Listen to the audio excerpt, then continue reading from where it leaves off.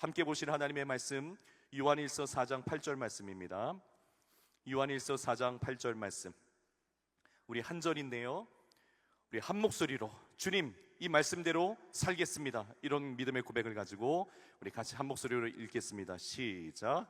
사랑하지 아니하는 자는 하나님을 알지 못하나니 이는 하나님은 사랑이심이라. 아멘. 오늘 강사 목사님은 김원태 목사님이신데 수지 기쁨의 교회 담임 목사님이시고요, 25년 전에 교회를 개척하셔서 지금까지도 교회를 아름답게 세워가시고 계신 귀한 목사님이십니다. 저는 제가 신대원 때 2001년도에 한참 푸릇푸릇하고 상큼할 때 신대원생이었거든요. 근데 기억을 더듬어 보니까 또 말씀해 주셨는데 그때 신대원에 부흥 강사로 오셨어요. 그때 너무 예리한 말씀, 은혜의 말씀을 듣고 잊지를 못했는데 설마 저분이신 줄 제가 못 알아뵀어요. 여러분 기대하셔도 좋습니다. 하나님께서 우리 목사님을 통해서 귀한 말씀 전해주실 줄 믿습니다. 우리 하나님께는 영광의 박수, 우리 목사님께는 환영의 박수. 우리 목사님 앞으로 모시겠습니다.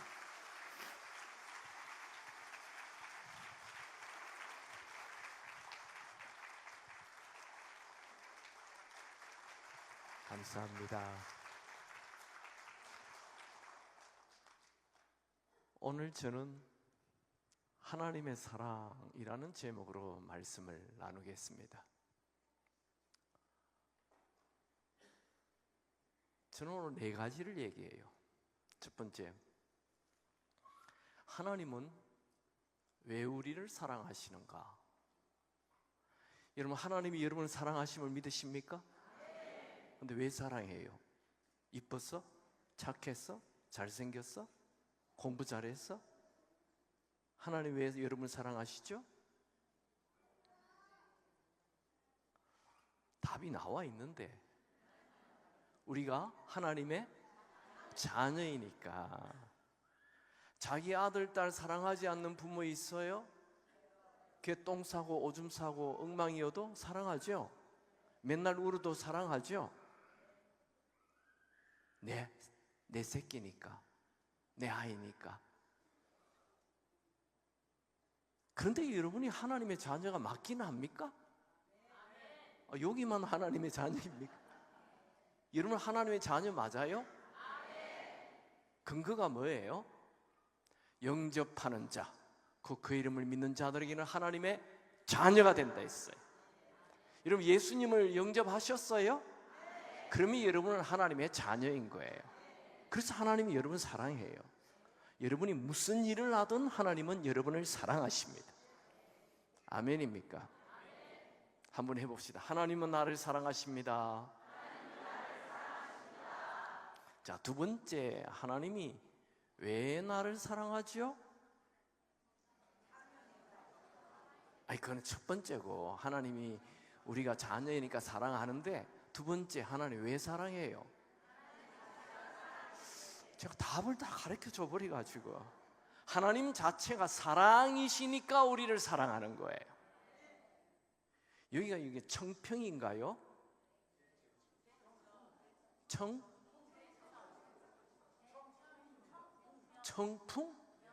네, 좋아요. 저는 잘 모르겠는데, 이게 청풍에서 태양 가까이로 가면 더 따뜻해집니까? 청풍에서 태양 뒤로 가면 더 추워집니까? 웃기는 얘기죠.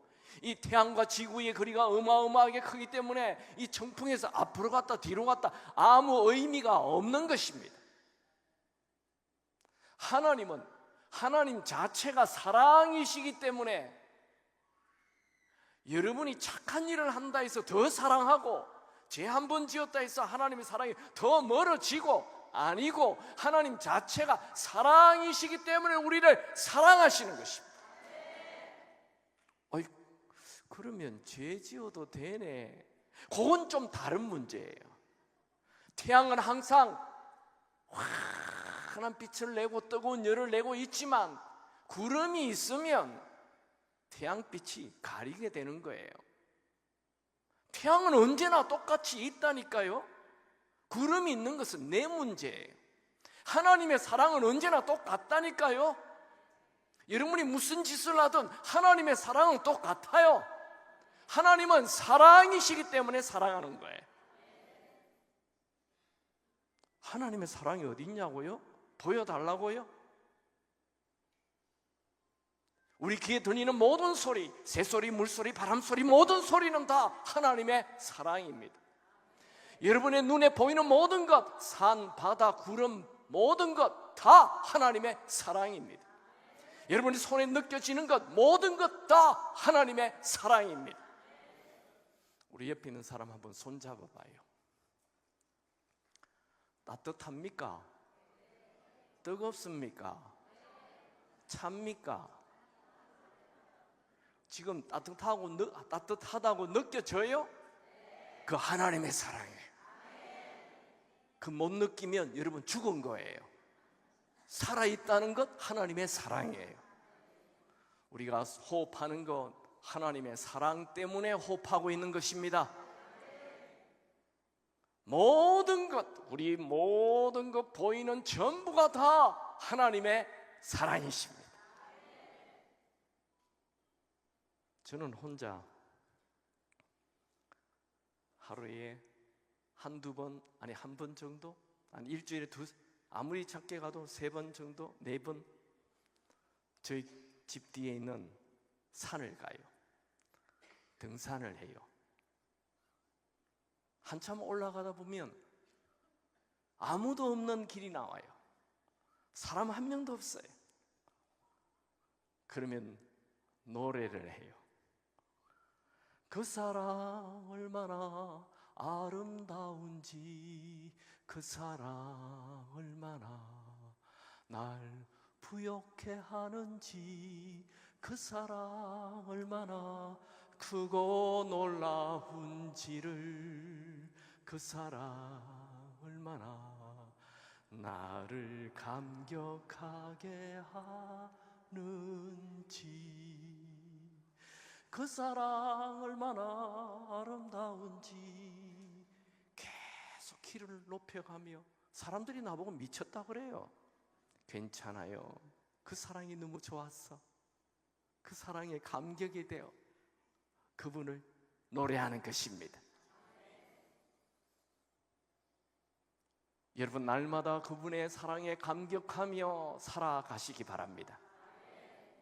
나는 요즘 삶이 재미가 없는데, 아무 행복도 없는데 하나님을 사랑하지 않으니까. 여기 처녀총각들 사랑하는 사람 있습니까? 사랑해봐요. 입에 콧노래가 나오고 신이 나요. 한 사람을 사랑해도 그렇게 좋은데 온 우주를 창조하신 그분이 나를 사랑하심을 믿으면 참 행복해지는 것입니다. 하나님은 우리를 사랑하십니다. 제가 오늘 4가지 메시지 하는데 첫 번째 메시지 끝났어요. 하나님은 우리를 사랑하신다. 이제 2번째 메시지. 하나님이 나를 사랑하심을 믿으시기 바랍니다. 미국의 대통령이 모든 미국 사람들을 다 사랑한다 말 되죠? 그런데 그 미국 대통령이 나를 콕 찍어서 사랑한다, 이거 좀 다른 문제예요. 미국 대통령이 나를 콕 찍어서 사랑하면 어떻게 돼요? 대답 안 하십니까? 나를 콕 찍어서 사랑하면 어떻게 돼요? 내 직장이 바뀐다니까요. 내 직업이 달라진다니까. 우리 집안이 다 바뀐다고요. 온 우주를 창조하신 그분이 나를 콕 찍어서 사랑하면 내 인생이 바뀌는 거예요. 내 모든 게 다 바뀌는 거예요. 내 미래가 바뀌는 거예요. 하나님이 나를 사랑한다고 믿으면 달라져.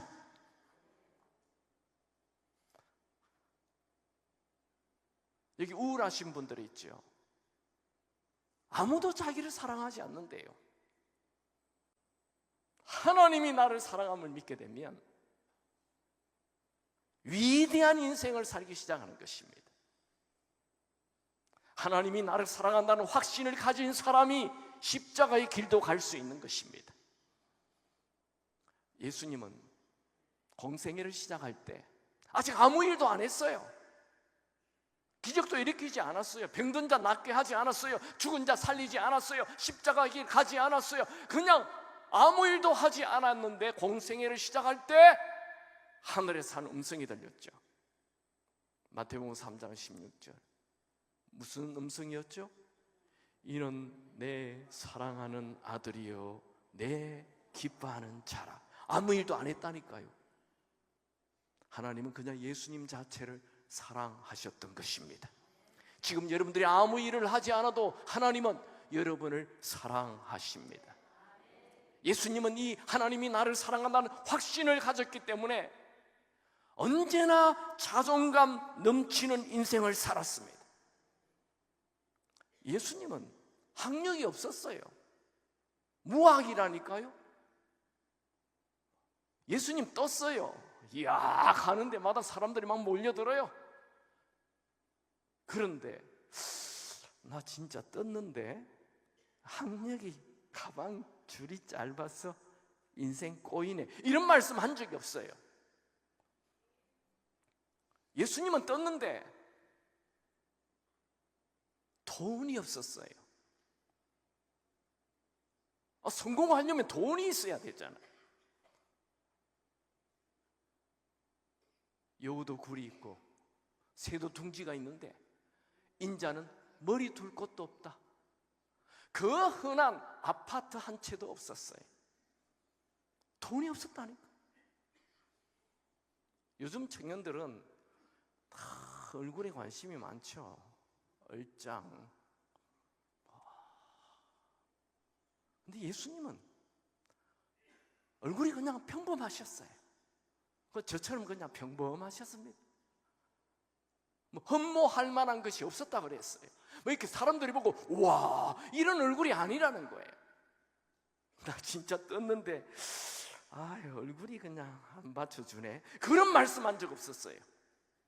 예수님은 돈도 없고 학력도 없고 얼굴도 미모도 없었지만 언제나 나는 선한 목자다, 나를 본 자는 아버지를 보았다, 나로 말미암지 않고는 아버지께로 갈 자가 없다, 나와 아버지는 하나다, 언제나 자존감 넘치는 말씀을 하셨습니다. 돈 없었다니까요. 실력 없었다니까요. 여기 청년들 돈 없다고요? 영어 못한다고요?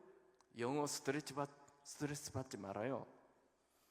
미국에 가면 거지들도 영어 해요. 많은 학생들이, 많은 청년들이 공부 못한다고, 얼굴 못생겼다고, 여러분의 모습 그대로 하나님이 사랑하심을 믿으시기 바랍니다. 안 믿으니까 막 성경 교회 오면 하나님이 우리를 사랑하십니다, 얼마나 많이 얘기합니까? 근데 그걸 안 믿어요. 아는데 믿지는 않아요. 내가 받아들이지 않는다고. 하나님이 나를 사랑하심을 믿을 때 인생이 달라지기 시작합니다. 우리 옆에 있는 분에게 얘기합시다. 하나님은 당신을 사랑하십니다.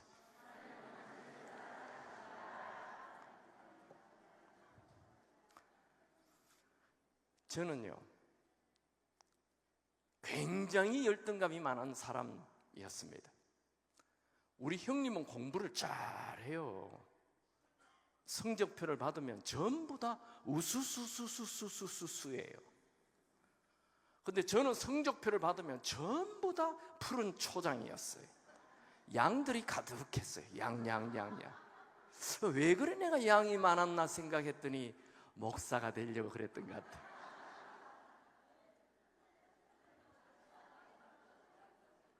우리 형님 학기말이 되면 우리 아버지 논에 갔다가 오늘 성적표 받았나? 아버지 이거 저 거예요. 우리 형님, 이야 아버지 좋아합니다. 그래 우리 첫째가 인물이네. 다 쓰네. 쓰. 둘째 원태는 어디 갔노? 저기 자는데요. 저는 일찍부터 잡니다. 우리 아버지 저놈 안 잔다 깨워라. 저는 절대 깨지 않습니다. 일어나. 아버지 왜 그러세요? 성적표 전부 다 양이야. 아버지 이놈 하라는 공부는 안 하고 이리 와. 종아리 걷어. 매를 그냥. 이야, 그때 제가 우리 아버지 매를 맞으면서 펑펑 울었어요. 우리 엄마 어디 있어? 우리 아빠 어디 있어? 제가 왜 그랬느냐면 그때 한참 많이 읽었던 만화책이 엄마 찾아 산만리 뭐 이런 만화책을 제가 많이 읽었어요. 그래서 저는 우리 아버지가 우리 아버지 아니라고 생각했어요. 그런데 제가 커서 생각해 보니까 우리 오형제 중에 우리 아버지하고 똑같이 생긴 사람이 바로 나예요. 이야, 그런데 나는 우리 아버지가 나를 사랑하지 않는다고 내 스스로 확신을 했어요. 공부는 내가 못해놓고. 저희 아버지, 제가 미국에 유학 갔을 때 형님에게 전화 왔어요. 원태야, 아버지가 위독하다. 그래가지고 유학 갔다가 우리 가족 다 데리고 다시 한국에 들어왔어요. 한국에 들어와서 아버지 옆에 한 달 동안 간호했었어요. 몸이 많이 좋아지셨어요. 그래서 다시 이제 유학을 떠나는 거예요. 시골에서 택시를 불러가지고. 근데 저 몸이 안 좋으신 아버지가 쩔뚝쩔뚝하면서 마당에 나와서 그 택시를 타는 우리 가족을 보는 거예요.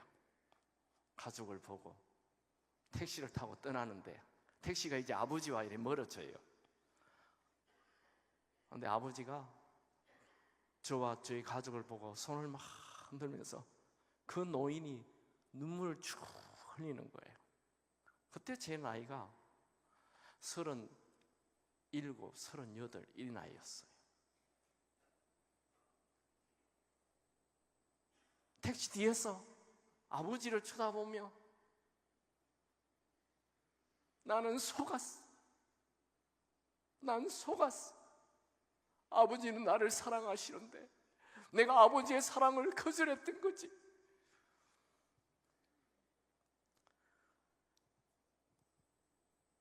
여러분, 여러 자식이 있는데 아버지는 나를 사랑하지 않는다라고 생각하는 그 자녀는 자기 스스로 속은 것입니다. 70억의 인구가 있는데 하나님은 나를 사랑하지 않아. 이런 사람, 그 사람은 스스로 속은 것입니다. 하나님은 여러분을 사랑하십니다. 하나님이 여러분을 사랑하심을 믿으시기 바랍니다. 우리는 우연히 태어난 존재가 아닙니다. 하나님이 만드셨어요. 시편 139편 13절 말씀 다 같이 한번 읽어볼까요? 시작. 주께서 내 장부를 지으시며 나의 모태에서 나를 조직하셨나요? 하나님께서 내 오장육부를 지으시고 내 엄마 모태 안에서 엄마 태 안에 있을 때 나를 조직 디자인하셨다는 거예요. 나를 이렇게 디자인하셨다고요. 그분이 그렇게 만드셨다고요. 저는 가는 데마다 사람들이 눈 떴나 안 떴나 그래요. 눈 떴어요. 잘 보여요. 요즘 우리 처녀총각들 참 성령 수술 많이 하죠. 앞트임, 뒤트임, 코 쏘고 뭐 어쩌고 뭐 어떻게 하고. 여러분이 자꾸 얼굴에다가 손을 대면 하나님께서 천국 갔을 때 원판 대조할 겁니다. 그냥 여러분의 모습을 사랑하시기 바랍니다. 그냥 여러분의 모습을 인정하십시오. 저는요 중학교 2학년 때 가방을 들고 가면 우리 교회 집사님들이 그랬어요. 아유, 네가 가방을 들고 가냐? 가방이 너를 끌고 가냐? 제가 키가 너무 작아가지고 스트레스를 진짜 많이 받았어요. 근데 지금은 달라졌잖아요. 아담 하잖아요. 제가 남 앞에 설 수 없는 열등감이 많았던 사람입니다. 공부도 못하죠. 키도 조그만 하죠. 눈도 조그만 하죠. 아무것도 내세울 게 없어요. 그런 내 안에 예수가 들어온 날부터 나는 달라진 것입니다. 예수가 내 안에 들어오자 자존감이 생겼어요. 지금은 옛날에는 사람들 앞에 설 수가 없어요. 제가 탄일종이 땡땡땡 7살 때 교회에서 이거 걸려가지고 크리스마스 이브 전에 탄일종이 땡땡땡 하려고 화장실 7번 8번 왔다 갔다 했다. 사람 앞에 서는 것이 두려웠어. 근데 지금은 한 1000명 이상 앉아야 해볼만 한데, 누가 나를 이렇게 바꿨어요? 예수가 내 안에 들어오는 순간 하나님이 나를 사랑하신다는 거예요. 그분이 제 눈을 이렇게 만들었다고요. 그분의 작품이라고요. 누가 김소월 씨의 손을 대겠습니까? 누가 베토벤의 곡에 손을 대겠습니까? 누가 미켈란젤로의 작품에 손을 대겠습니까? 우리 모두는 메이드 인 갓, 하나님이 만드셨습니다. 누가 나에게 어떻다 저떻다 말할 수 있겠습니까? 나는 하나님의 걸작품입니다. 우리 옆에 있는 분에게 얘기합시다. 당신은 하나님의 걸작품입니다.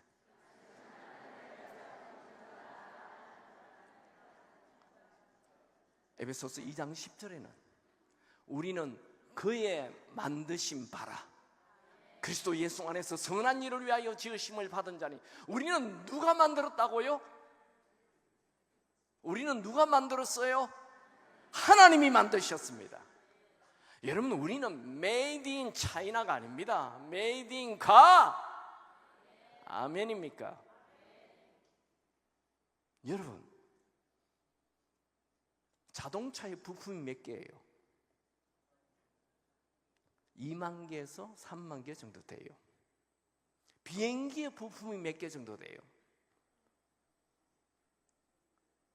비행기 부품은 비행기 크기마다 달라요. 보잉 같은 거는 350만 개, 400만 개 정도 돼요. 여러분, 자동차가 비쌉니까? 비행기가 비쌉니까? 묻는 제가 바보죠. 그런데 사람의 부품은 몇 개일까요? 사람 세포만, 장기 빼고 세포만 여자는 60쪽에, 남자는 100쪽에. 여러분, 비행기가 부품이 제가 350만 개라 했죠. 350만 개인 비행기가 비쌉니까? 60쪽에 100쪽에인 사람이 비쌉니까? 진짜 사람이 비싸요? 비행기가 비싸요? 이 사람이 비싸다는 사람은 물정을 잘 모르는 사람이죠. 사람 하나 주고받자 1억도 안 주잖아요. 비행기는 몇 천억 하잖아요. 인간의 눈으로 볼 때 그렇지만 하나님의 눈으로 볼 때는 60쪽에 100쪽에가 되는 사람이 귀한 것입니다.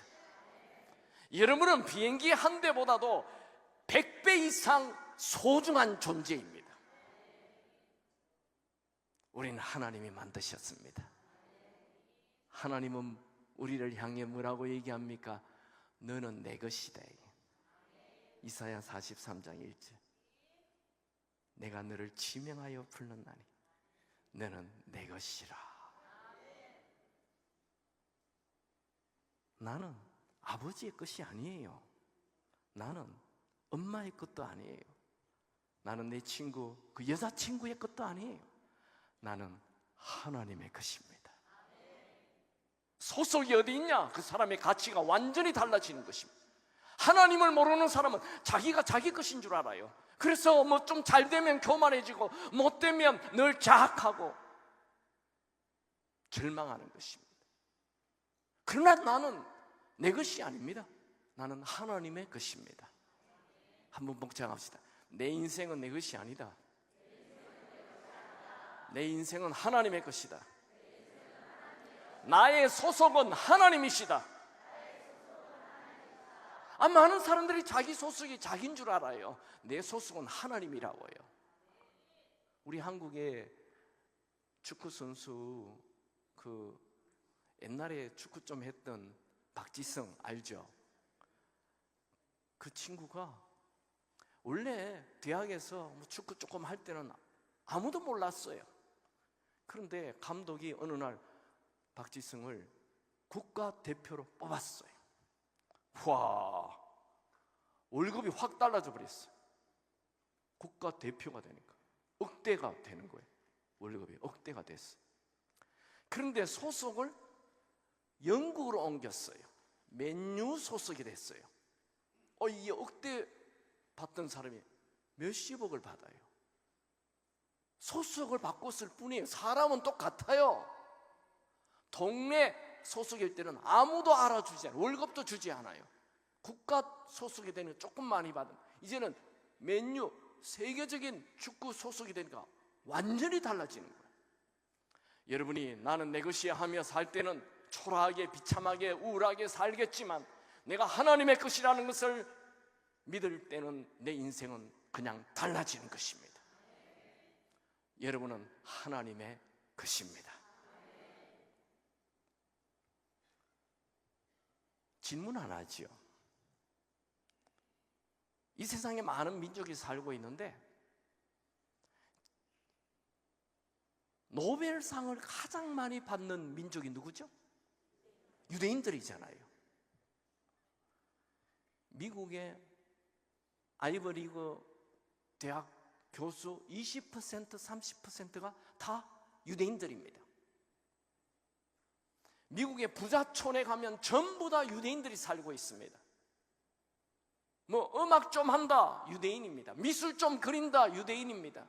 정치 좀 한다, 유대인입니다. 아니, 유대인들은 왜 이렇게 뛰어난 인생을 삽니까? 학자들마다 견해가 많아요. 유대인들이 잘 사는 이유, 유대인들이 성공하는 이유, 많은 이론이 있지만 모든 학자들이 인정하는 한 학설이 있어요. 그게 뭐냐면 유대인들 마음에는 선민 사상이 있다는 거예요. 우리 민족은 다른 민족하고 달라. 하나님이 특별히 우리를 선택하셔서 우리는 선민이야, 이 사상이 있어서 그들이 뛰어난 인생을 산다는 거예요. 그게 뭐 그리 중요하지? 굉장히 중요하죠. 굉장히 중요하죠. 여러분이 집에 아들 5명 있는데 그 중에 누가 제일 열심히 가정생활합니까? 우리 아빠가 나를 제일 사랑해 라고 착각하는 그놈이 가정생활 제일 열심히 하는 거예요. 대학교에 학생들 중에 누가 공부를 제일 열심히 합니까? 우리 교수님이 나를 가장 신뢰한다라고 착각하는 그 학생이 공부를 가장 열심히 하는 거예요. 여기 1000명의 교인들 중에 누가 신앙생활 제일 잘합니까? 우리 목사님이 나를 가장 신뢰한다, 사랑한다 라고 착각하는 그 김집사, 가장 교회생활 열심히 하는 것입니다. 70억의 인구 중에 하나님이 나를 사랑한다, 우리 민족을 사랑한다 라고 생각하는 그 민족이 가장 잘 사는 것입니다. 여러분은 하나님이 나를 사랑하심을 진짜 믿으시기 바랍니다. 그러면 두려움이 없습니다. 염려가 없습니다. 걱정이 없습니다. 불안이 없습니다. 그냥 기대가 되는 거예요. 그분이 나를 사랑하는데. 여기 눈만 뜨면 염려, 근심, 걱정, 두려워하는 분, 하나님이 사랑하심을 믿지 않는 것입니다. 여러분, 대기업 회장님의 아들이 차를 몰고 가다가 접촉사고가 났어요. 그래서 보험사에서 나왔는데 그거 한 200만 원 나올 것 같다 이러면 회장님 아들이 어떡하나, 200만 원 어떻게 그러나요? 회장님 아들이에요. 전화 때리래, 김비서 지금 이 접촉사고 났는데 알았어 해. 아무 부담이 없습니다. 걱정 안 합니다. 여러분의 아버지가 하나님이십니다. 만왕의 왕이십니다. 그분이 여러분을 사랑하십니다. 염려, 근심, 걱정, 두려움 없이 사시기를 바랍니다. 나는 하나님을 믿는다, 하나님이 나를 사랑한다 라는 말을 아무리 들어도 일상생활에서 일어나는 일들에 대하여 염려, 근심, 걱정을 한다면 하나님이 나를 사랑하고 있음을 믿지 않는 것입니다. 하나님이 나를 사랑하심을 믿고 담대하게 사시기 바랍니다. 두려움이 아니라 기대감을 가지고 사시기 바랍니다. 하나님은 여러분을 사랑하십니다. 우리 교회를 다니는데 정말 우리가 하지 말아야 할 것이 있어요. 그것은 하나님이 진짜 나를 사랑할까? 진짜인가? 어제는 사랑하신 것 같았는데 오늘은 안 사랑하는 것 같아. 이런 의심. 여러분, 우리 하나님의 사랑은 변함이 없습니다. 요한복음 13장 1절에 하나님은 자기 사람을 사랑하시되 끝까지 아멘이 없어서 다시 얘기합니다. 하나님은 자기 사람을 사랑하시되 끝까지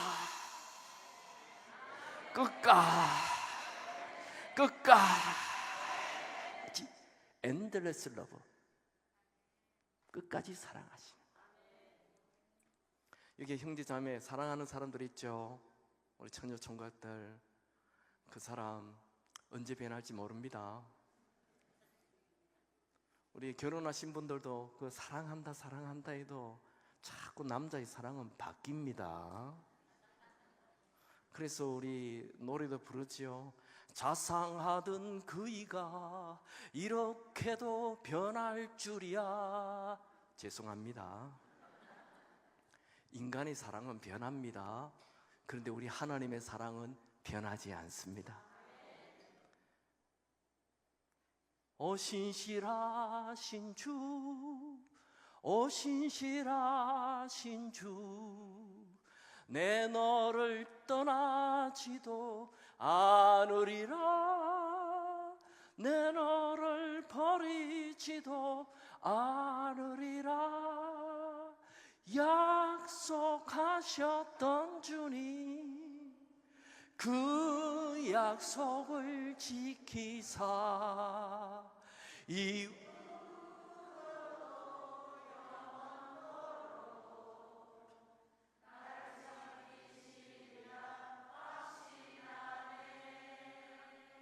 할렐루야!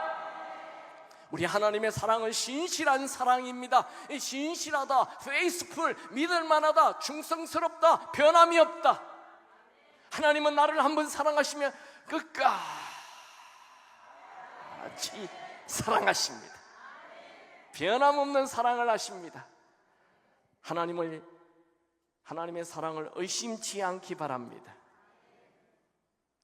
우리 부모들이, 특별히 엄마들이 자녀를 얼마나 사랑합니까? 이사야 49장 15절 한번 다 같이 읽어볼까요? 시작.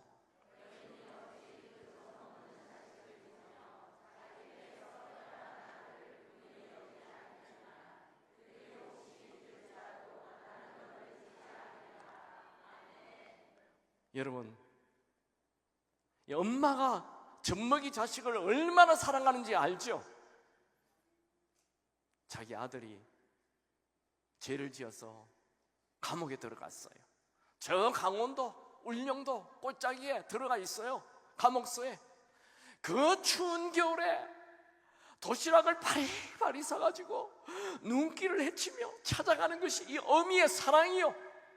자기 아들이 유학을 가면 시장 통해서 마늘 까고 팥 까고 이렇게 해가지고 콩나물 따듬어서 돈 1,000원, 2,000원 모아 유학 간 아들에게 돈을 보내기 위하여 그 추운 겨울에도 국수를 말아 먹으면서 돈을 아껴서 유학비를 보내는 것이 어미의 사랑이요.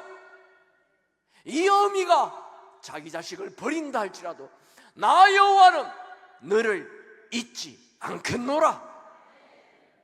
하나님은 여러분을 절대로 포기하지 않습니다. 제가 아는 한 군사님이요, 커피숍을 하는데 자기 아들이 한국에서 대학을 마치고 미국 유학을 갔어요. 그래서 주중에 한두 번 꼭 통화를 합니다. 아들아 잘 있냐? 네, 잘 있습니다. 근데 어느 날 전화를 받지 않아요. 깜짝 놀랐어요. 일주일 전화 받지 않습니다. 2주일 전화 받지 않습니다. 한 달 전화 받지 않습니다. 이 권사님이 우리 아들에게 문제 생겼다. 남편 장로님하고 급히 비행기 표를 만들어서 미국으로 아들이 있는데 날아갔어. 집에 갔어요. 현관문이 열려 있어요. 누구야? 아무 대답을 안 해요. 앞에 차는 있는데 현관문도 열려 있는데 대답이 없어요. 이 권사님이 큰일 났다 이거. 여보 빨리 들어갑시다. 거실에 들어가 보니까 쓰레기가 산더미처럼 쌓여 있어요. 음식 쓰레기가 다 쌓여 있는. 누구야? 아무 대답이 없어. 2층에 뛰어 올라가 보고 다 찾았는데 아들이 없는 거예요. 그래서 마지막으로 화장실을 탁 문을 열었는데 화장실에 아들이 쓰러져 있어요. 옆에 보니까 주사기가 막 돌아다녀요. 눈이 그냥 다 갔어요. 오바이트를 해가지고 옷 전체가 토한, 오바이트한 냄새가 그냥. 아버지 장로님은 냄새 난다고 코를 막고 이렇게 있는데 권사님 냉정합니다. 아들을 탁 껴안고 아들아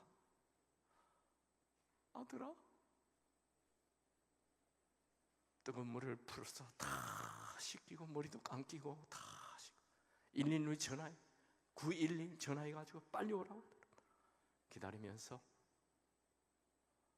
그 아들을 병원에 데려가서 그 아들이 죽어가던 아들이 살아났어요.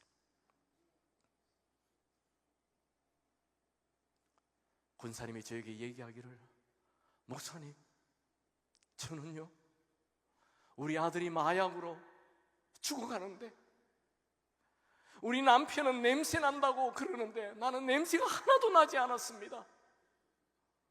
나는 우리 아들이 호흡이 붙어있는 것, 살아있는 것이 너무나도 감사했습니다. 아들아 고맙다 살아있구나 고맙다. 여러분 하나님은 여러분들이 얼마나 실패했는지 묻지 않습니다. 하나님은 여러분들이 얼마나 망가졌는지 묻지 않습니다. 하나님은 단지 여러분이 살아있다면 여전히 여러분을 사랑할 것입니다. 하나님은 여러분 포기하지 않습니다. 여러분은 여러분을 포기할지 몰라도 하나님은 여러분을 포기하지 않습니다. 하나님의 사랑은 내가 생각하는 것보다 훨씬 더 큽니다. 하나님의 사랑은 우주보다 큽니다. 바다보다 깊습니다. 산보다 높습니다. 하나님은 여러분을 사랑하십니다. 우리 한번 같이 한번 읽어볼까요? 우리 예수 믿는 사람들이 절대 하지 말아야 할 것 자학입니다. 나는 안 돼. 나는 아무것도 아니야. 나는 끝났어. 이 자학 다 같이 한번 읽어볼까요? 시작. 자학은 죄입니다. 자학은 하나님이 주신 소중한 시간을 낭비하는 것입니다.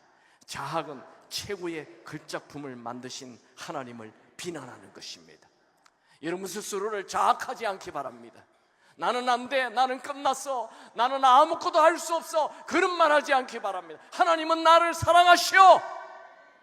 그래서 희망이 있어. 자학은 자기 스스로에게 독을 먹이는 것입니다. 하나님은 여러분을 사랑하십니다.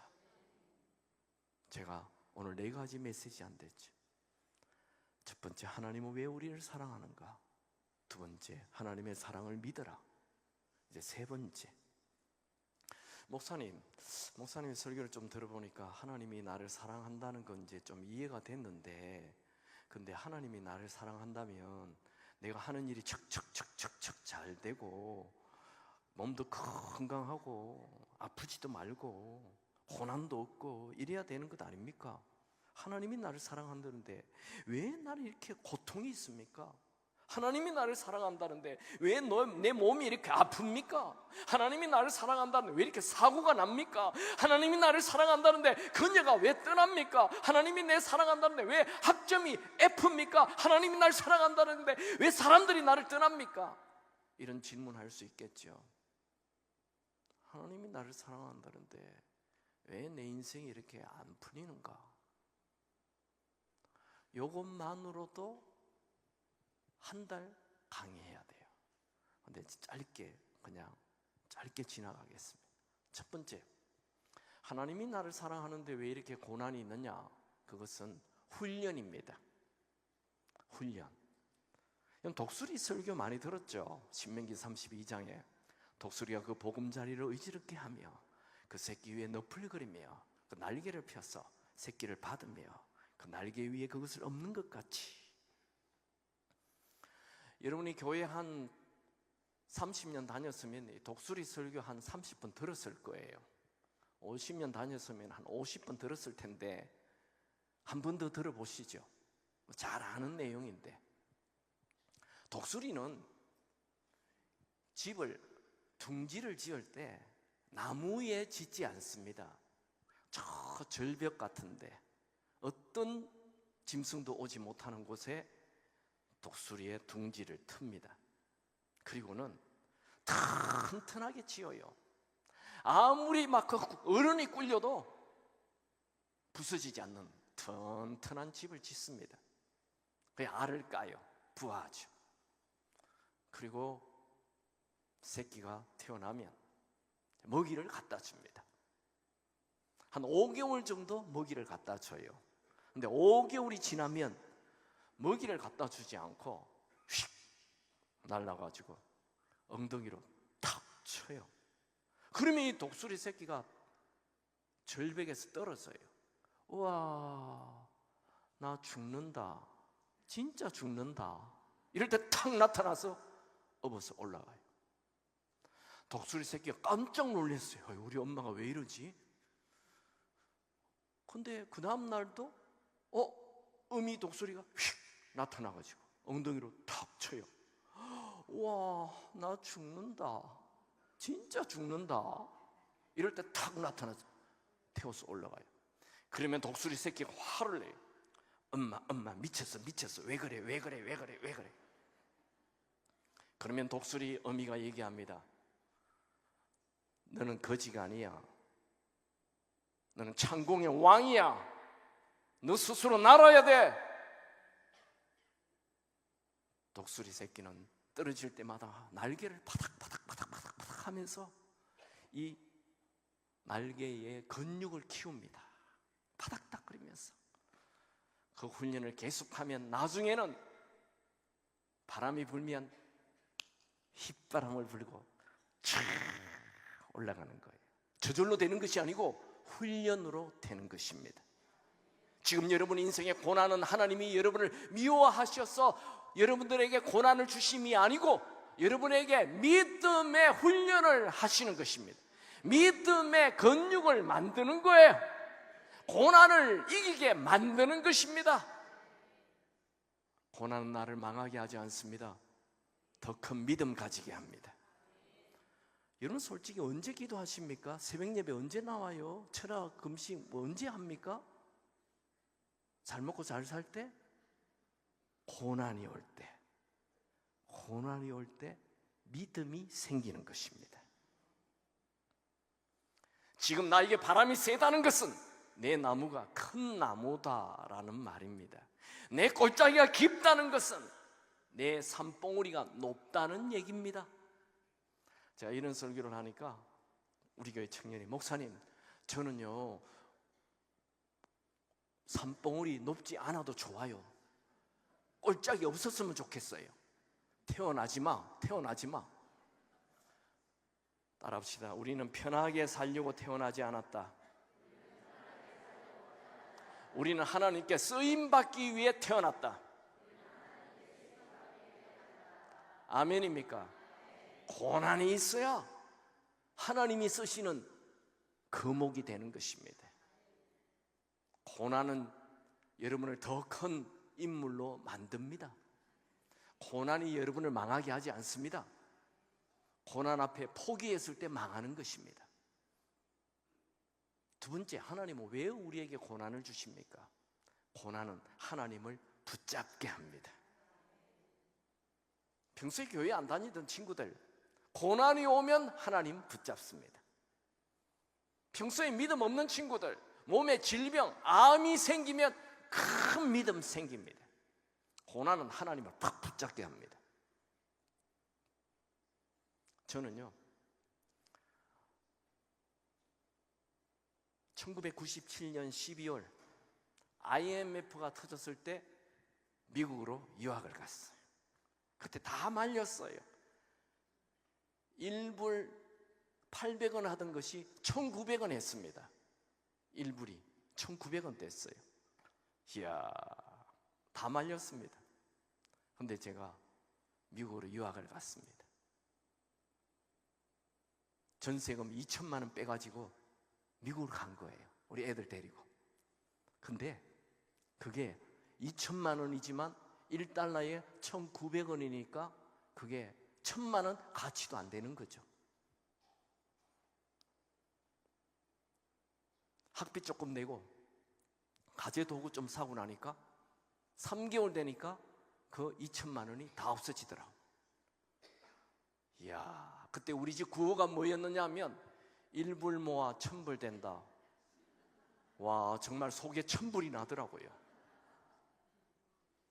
머리 한 번 깎는데 20불이었어요. 아니, 우리 집 구호가 1불 모아 1,000불 된다는데 머리를 20불 주고 어떻게 깎습니까? 그래서 제가 바리깡을 우리 아내에게 사줬죠. 당신이 내 머리 깎아요. 그랬더니 우리 아내가 제 머리를 깎아요. 도로로로로 1분 만에 다 깎았다 그러더라고요. 그래서 제가 거울 앞에 갔어요. 으악! 소방차! 혹시 여러분 옛날 그 유행 노래 가수 중에 소방차 알아요? 장미 뭐 이런 거 불렀던 사람인데 그 사람 머리 보면 밑에 다 깎아버리고 딱 모자 하나 덮어 쓴 것 같이 제 머리를 그렇게 만들어 놓은 거예요. 내가 얼마나 놀랬던지. 그리고 그 다음날 학교를 갔는데 친구 목사님들이 저보고 김 목사님 그런 머리를 하고 어떻게 학교 올 용기가 있냐고 그러시더라고요. 그때 우리 딸이 이제 말을 할 때였어요. 그래서 제가 우리 딸에게 이게 뭐니 코, 이게 뭐니 눈, 이게 뭐니 모자 그랬어요. 이야, 제가 정말 돈이 없어서 3년 내내 우리 아내가 머리를 깎아줬어요. 차를 딱 한 대 사가지고 주일날 차를 몰고 그 린츠버그에서 볼티모어까지 4시간 거리를 어느 교회가 설교를 해달라 해서 차를 몰고 가는 거예요. 차를 처음 사가지고 이제 길도 잘 모르는데 그때는 내비게이션도 없어요. 지도를 보면서 4시간 운전을 해가는데 이야, 길을 모르니까 저녁 7시에 집회가 시작되는데 시간을 다 계산해서 제가 출발했는데 앞에 할아버지들이 운전하는지 느릿느릿 가는 거예요. 시간은 보니까 빠듯한데 그래서 제가 앞에 차 3대를 쫙 추월을 했죠. 추월하자마자 삐까삐까 아저씨 나타났어요. 나보고 감옥에 가야 된다 그러더라고. 사회적 범죄자가 됐어요. 집에는 돈 하나도 없는 가난뱅이에요. 학교를 갔는데 그 20년 동안 한 영어가 들리지 않더군요. 미국 친구들이 다 웃는데 나는 왜 웃는지 몰라요. 숙제를 내줬는지 안 내줬는지 알 수가 없어요. 학교 가면 바보 멍텅구리, 사회적으로 범죄자, 집에 오면 가난뱅이. 제 앞이 캄캄한 거예요. 미국 법정에서 나오래요. 재판 받아야 된다고. 속도를 너무 많이 내가지고. 범죄자예요. 그때 제가 큐티를 하는데 성경을 폈어요. 매일 아침마다 창세기를 큐티하는데 하나님께서 제 마음에 이렇게 말씀하는 것 같았어요. 내가 쓰는 인물은 다 광야의 길을 갔다. 제가 지금 광야에 있어요. 광야는 무엇을 얘기합니까? 모든 사람이 떠난 장소를 광야라 그러는 것입니다. 광야는 어디입니까? 내가 배고픈 자리가 광야인 것입니다. 광야는 무엇입니까? 내 실패의 자리가 광야인 것입니다. 내가 쓰는 인물들은 모두 다 광야의 길을 갔다. 세상 사람들은 광야에 가면 절망하고 낙심하고 포기하지만 우리 예수 믿는 사람은 광야에 가게 되면 하나님을 독대하는 것입니다. 여러분, 인생에 광야가 나타났습니까? 하나님을 만나시기 바랍니다. 광야는 영원히 우리를 그곳에 있게 하지 않고 통과하는 지역에 불과합니다. 지금 여러분 인생에 나타나는 광야는 곧 끝나게 될 것입니다. 하나님을 붙잡으십시오. 광야는 아무것도 아닙니다. 이제 마지막 네 번째,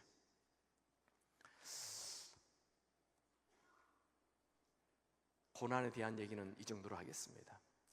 하나님이 나를 사랑한다면, 목사님 오늘 여러 가지 얘기하셨는데 하나님이 나를 사랑한다면 나를 사랑한다는 증거를 보여주십시오.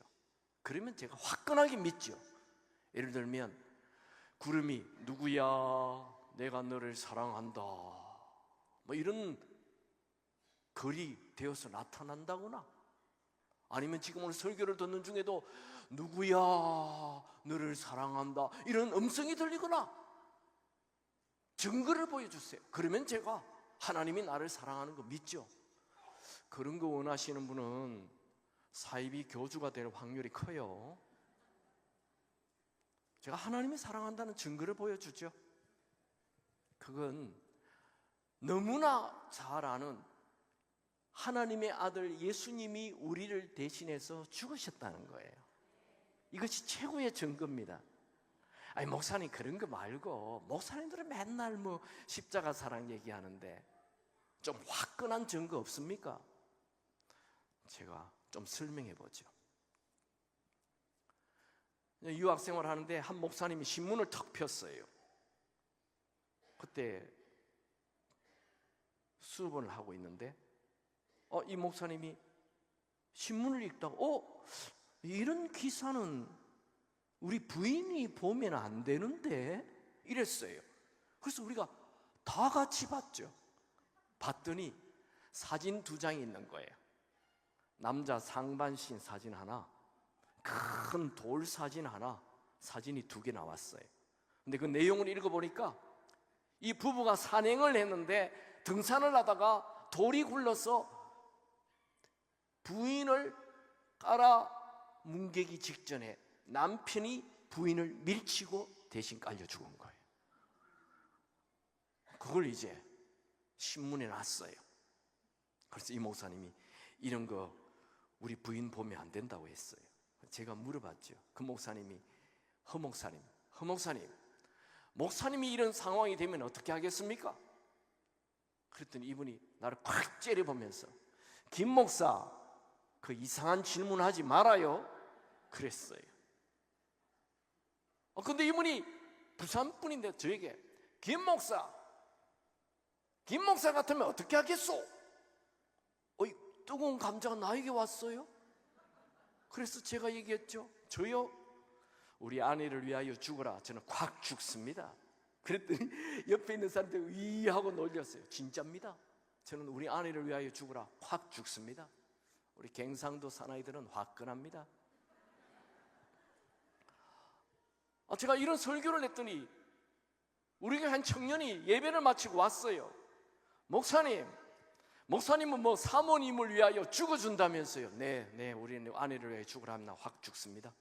그러면 사모님을 위하여 팔 하나 쭉 잘라줄 수 있습니까? 마취하지 말고. 못해. 아니 그럼 목사님 앞뒤 말이 맞지 않잖아요. 사모님을 위해서 확 죽어준다 해놓고 꼴랑 팔 하나 잘라주지 못합니까?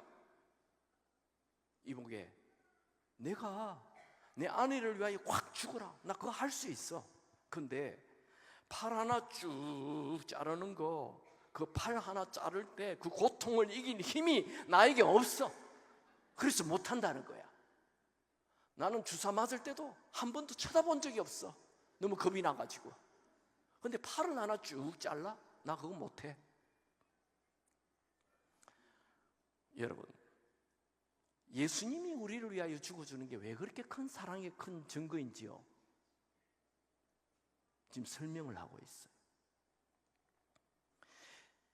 하나님은 삼위일체 하나님이 모여서 의논합니다. 내가 저 죄 많은 인간들을 모두 다 지옥에 보낼 수는 없고, 이 죄 지은 것은 죄에 대한 대가를 지불해야 되는데 누군가가 이 죄에 대한 대가를 지불할 사람이 없을까? 성자 예수님께서, 아버지 성부 하나님, 내가 저들을 위하여 죽겠습니다. 예수님은 우리를 위하여 대신 죽기 위하여 이 땅에 오신 것입니다. 예수님이 이 땅에 오신 것은 오병이어로 5,000명 먹이기 위해서 오신 게 아닙니다. 예수님은 죽은 나사로를 살리기 위해 오신 것 아닙니다. 예수님은 산상수훈 좋은 설교하려 오신 것이 아닙니다. 예수님의 프라이머리티, 제일 우선순위는 우리 죄를 대신해서 십자가에 죽기 위하여 오신 것입니다.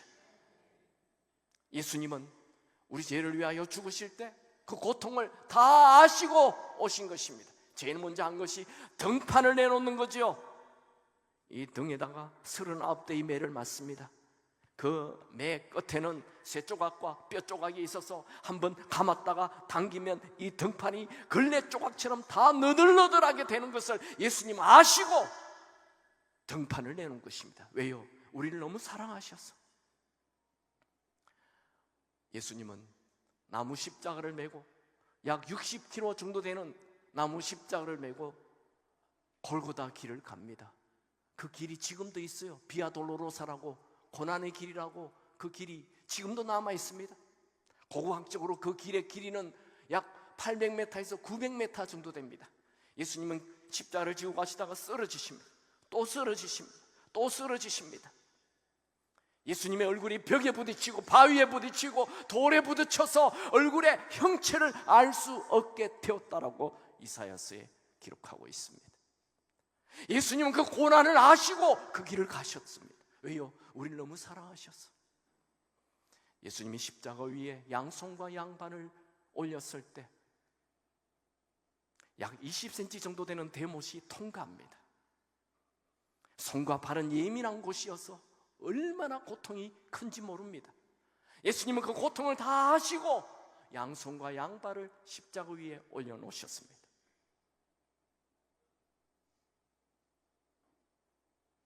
예수님께서 십자가 위에서 엘리 엘리 라마 사박다니, 하나님이여 하나님이여 어찌하여 나를 버리시나이까?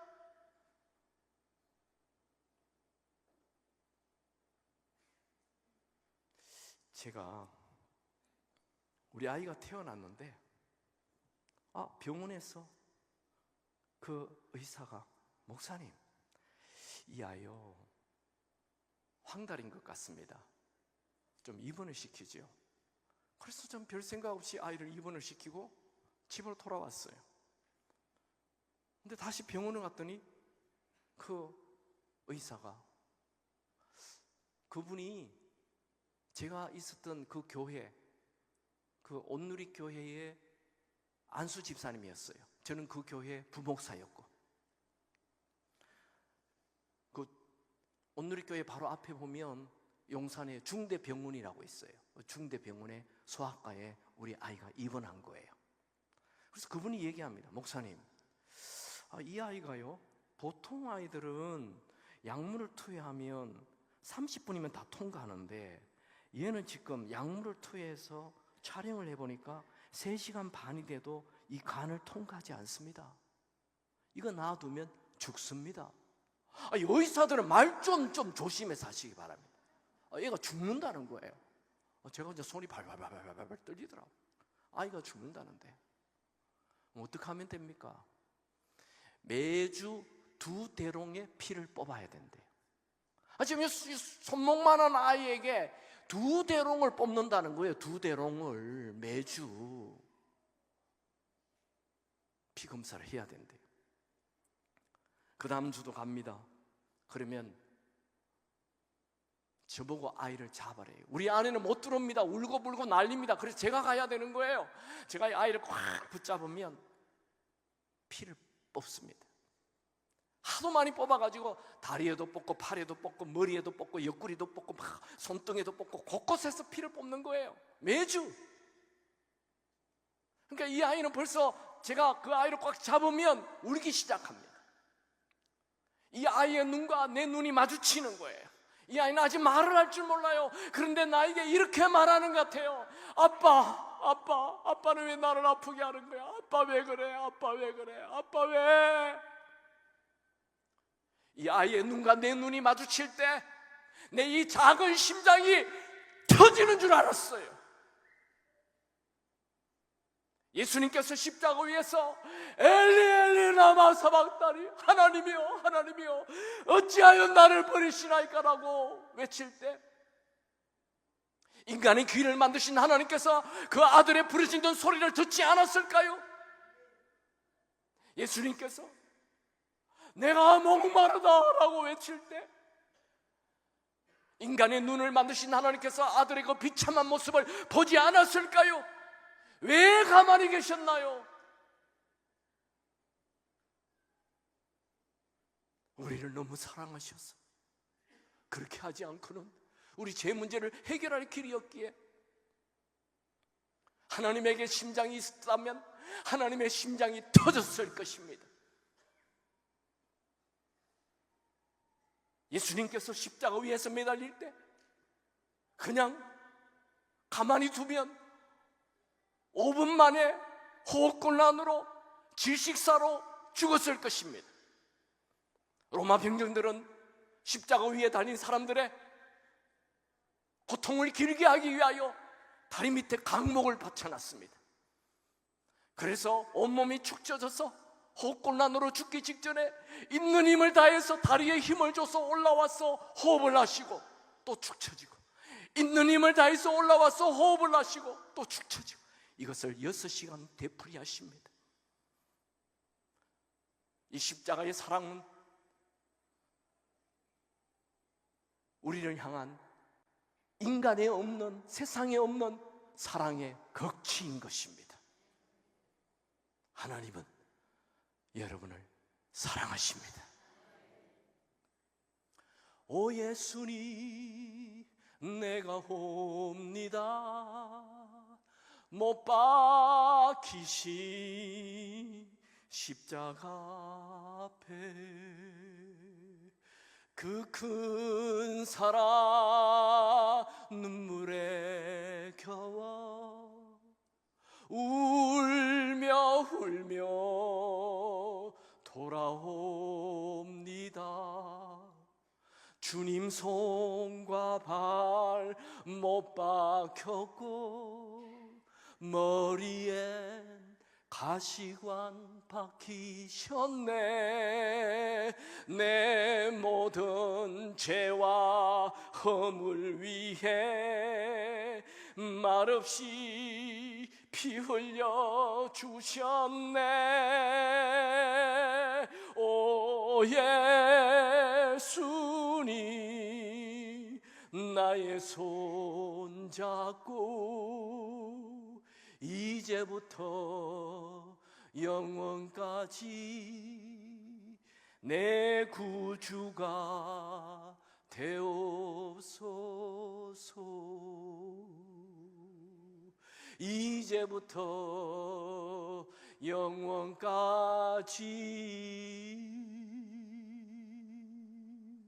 내 주인이 되옵소서.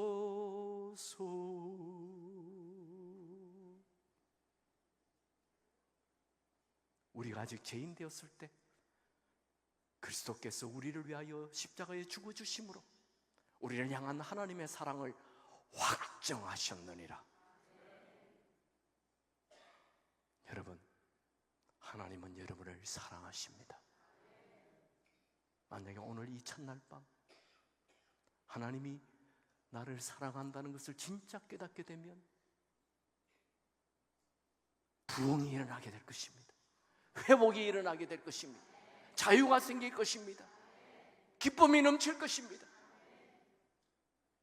시골 처녀가 어느 날 왕자가 나타나서 당신 나와 결혼해 주시오 라고, 나는 당신을 사랑하오 라는 얘기를 들었다면 그 처녀는 온 동네에 뛰어다니며 세상에 나보다 행복한 사람이 어디 있겠느냐, 나는 행복하다 외치게 될 것입니다. 오늘 여러분들이 하나님의 사랑을 진짜 받아들이게 된다면 여러분 마음에 행복이, 기쁨이, 회복이, 치유가 일어나게 될 것입니다. 당자의 위대함은 자기가 아버지를 떠나 멋대로 살다가 아버지 품에 뛰어 들어오는 것이 이 당자의 위대함입니다. 당자는 잘한 일이 하나도 없습니다. 그러나 그가 잘한 일이 있다면 딱 하나, 하나님의 사랑, 아버지의 사랑을 믿고 아버지의 품을 향하여 뛰어왔다는 것입니다. 오늘 여러분들이 어떤 죄를 지었던 상관없이 하나님의 사랑을 믿고 하나님에게로 돌아온다면 하나님은 그 냄새나는 아들, 그 실수한 아들, 그 타락한 아들을 향하여 뛰어가는 그 아버지, 여러분들이 하나님에게로 돌아오기만 한다면 하나님은 냄새나는 여러분을 향하여 뛰어가실 것입니다. 실패한 여러분을 향하여 뛰어가실 것입니다. 그리고 와락 안아주면서 너는 내 아들이다, 너에게는 잔치가 준비되어 있다. 여러분들이 하나님의 사랑을 진짜 믿으면 여러분의 미래는 잔치가 펼쳐질 것입니다. 찬양합시다. 찬양팀들 나와주시죠. 하나님의 사랑을 사모하시고 하나님의 사랑을 받아들이십시오. 아직도 하나님의 사랑을 피하고 도망가는 분이 있다면 더 이상 시간 낭비, 인생 낭비하지 마시고 하나님의 사랑의 품으로 돌아오시기 바랍니다. 여러분의 인생은 전혀 다른 새로운 인생을 살게 될 것입니다. 우리가 찬양한 후에 뜨겁게 기도하는 시간을 갖겠습니다. 반주해 주십시오. 하나님의 사랑을 사모하는 자. 핸드북에 있어요. 누가 핸드북 좀 갖다 주세요.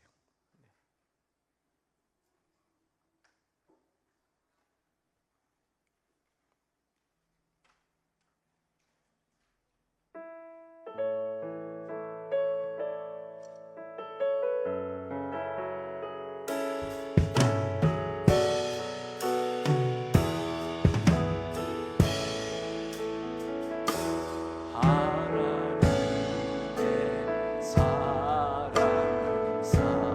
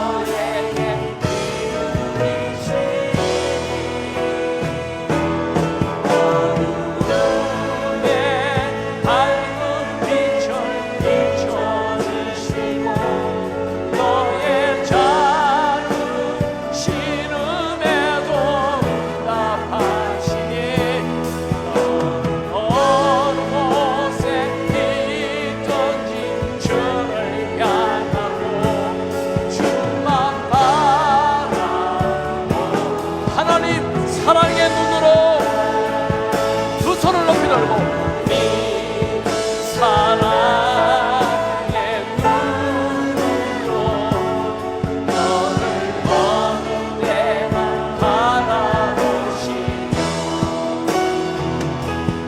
하나님 빈잔한 귀로서 언제나 너에게 들리시니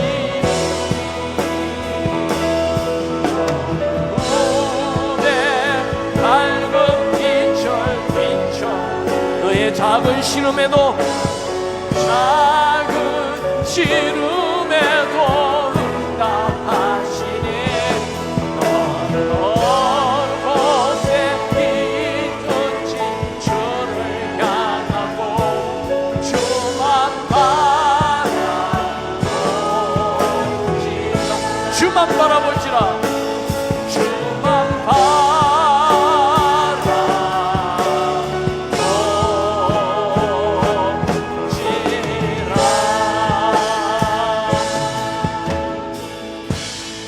여러분, 사람의 사랑을 구걸하지 마십시오. 초라해집니다.